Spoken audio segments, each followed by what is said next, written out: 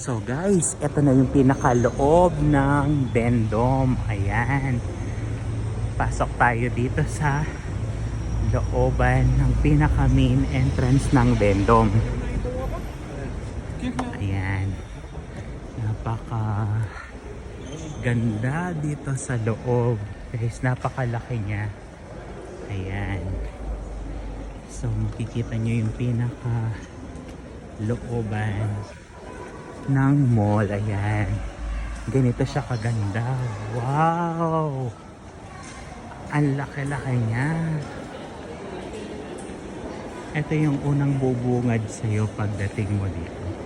Lahat ng mga high-end brands nandito lahat sa Vendome. Ayan. So magmula doon paikot siya